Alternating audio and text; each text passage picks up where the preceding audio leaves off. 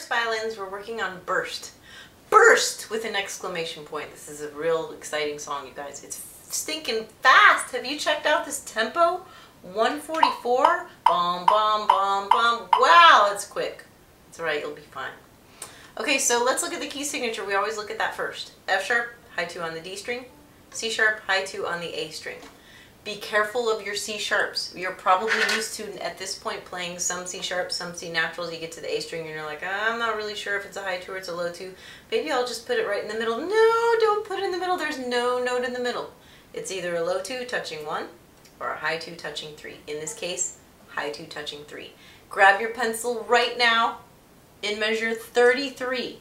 If you're playing the top part of the divisi, as in if you're on the outside of your stand, first chair, third chair, fifth chair, you're playing a C sharp there. Will you mark high 2? I'm scared to death that you're going to miss it.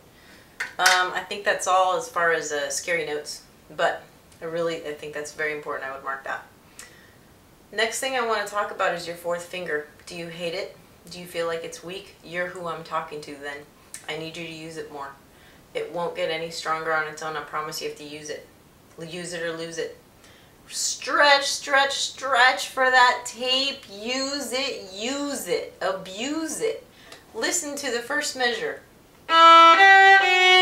What? She's going to make us play a 4 there? I was going to play an open. I want you to use a 4 there.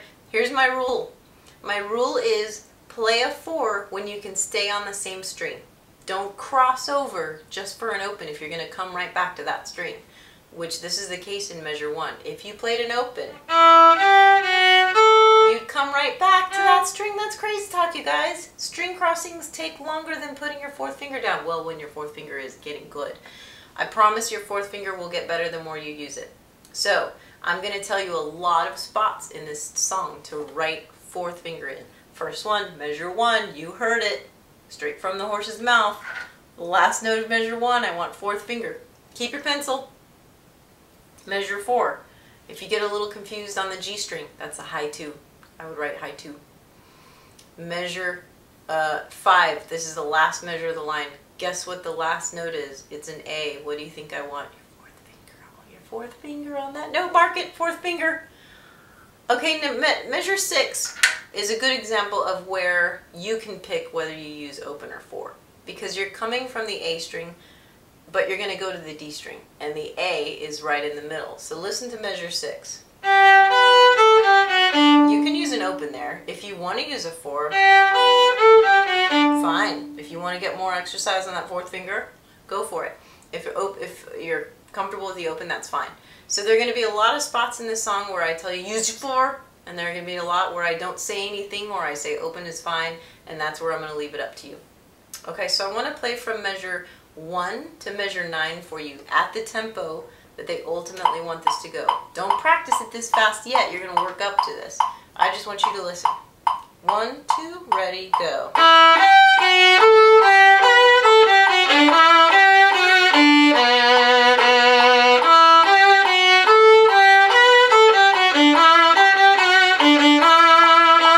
Sorry about that squeak in the second note. I was trying to be forte. Speaking of forte though, I wanted to talk about that. I totally forgot.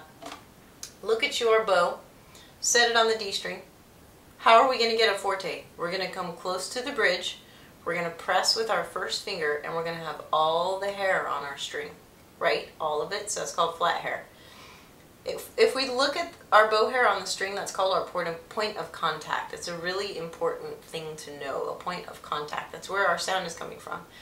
If you pull your bow too fast, it might be a little out of control or squeak or something. If you pull it too slow, it might get that sound. So you're going to have to experiment with how fast or slow you pull your bow to get a clear sound. Okay, so then measure 9, you'll be fine. Measure 10, fourth finger. Grabbing my pencil right now, I'm writing with fourth finger, right? Fourth fingers for those E's. Listen to measure 9 and 10. If you play that open, really, wow, it's just in your face, right? It's just really, really loud. Okay, so then measure 11, you can use opens, it's fine with me. Blah, blah, blah. Measure 13.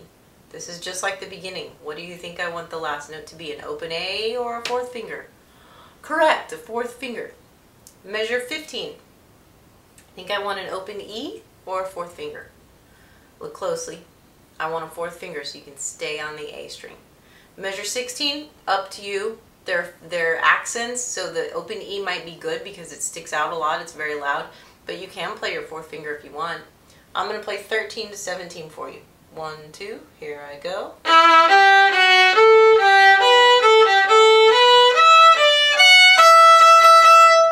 Okay, so then look at measure 17. Mezzo piano. All of a sudden, we're a lot softer. We were forte in the beginning. Now we're a lot softer. What do we do with our bow to play softer? Well, we just talked about how to play loud, so we're going to do the opposite.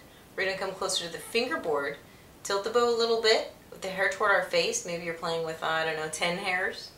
And you're going to be really, really gentle with this first finger. Listen to measure 17. I'm going to start it on a 4, just for kicks.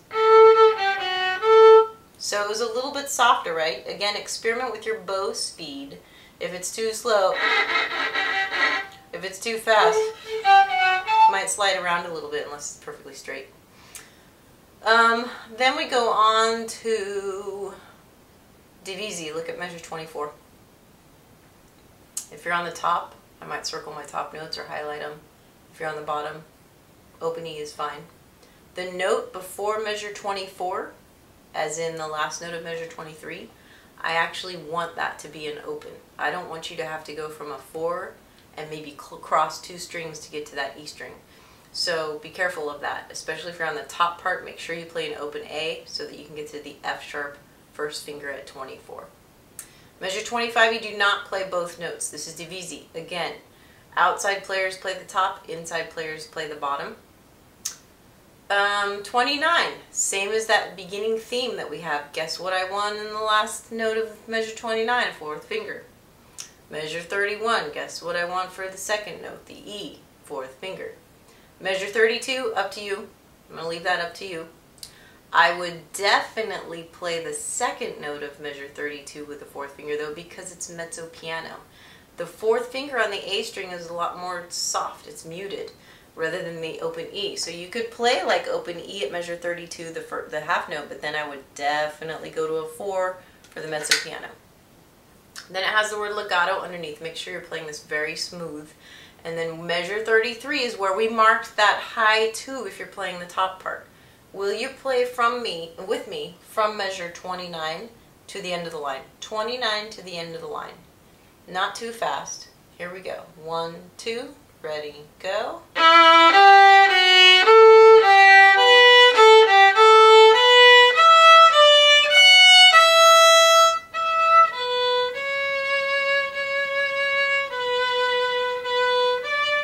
Okay, did you get the fourth fingers?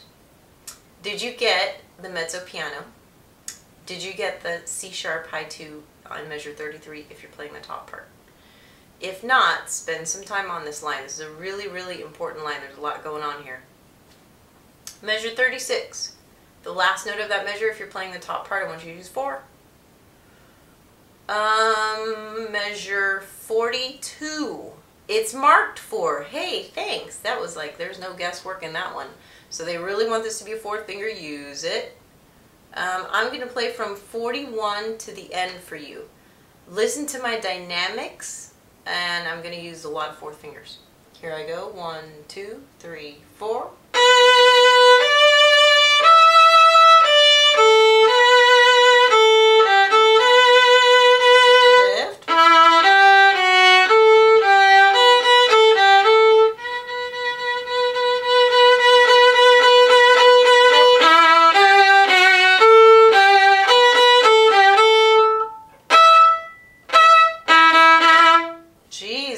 A lot of us at the end there. Accents, forte, let her rip, Tater Chip. Really have fun at the end. Just go for it. Measure 47. Got to work up to the forte, so leave plenty of room to do that. I had a lift bow that caught me off guard. Where was it? I know it was measure 44. No, was it? Yes, it was. Measure 44. Try with me from measure 41 through 47. Slowly. 1, 2, ready, go.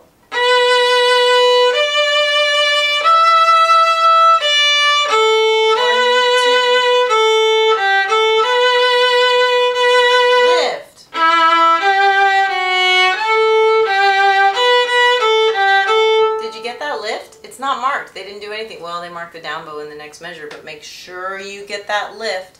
Is it more important to be on time for measure 45 and maybe cheat the last note of measure 44 a tiny bit to get that lift? Or is it more important to hold 44 out the full 2 beats, this is the last half note I'm talking about, and then lift and possibly be late for 45? Which do you think would be preferred? It's preferred that we actually cheat the half note a tiny bit, just a tiny bit, so we can get that lift. The next note being on time is always the most important thing. So remember that rule of thumb, the next note being on time. So that means you do what you need to do with the lift. You cheat that note as much as you need to in order to get that lift. Try not to cheat it very much though. You don't want it to sound like there's a big rest right there. Do you have any questions? At the very end, by the way, these accents forte, I would knock them up to like fortissimo. You guys be mean. If you bump other strings, that's okay. You're being ruthless here. You're screaming at the top of your lungs. It's okay for your voice to crack. You know what I mean? So don't be too paranoid there, and don't play too softly. Just tear it up. Okay, hopefully you don't have any questions. If you do, please email me. I'd love to hear from you. Thank you. Good luck.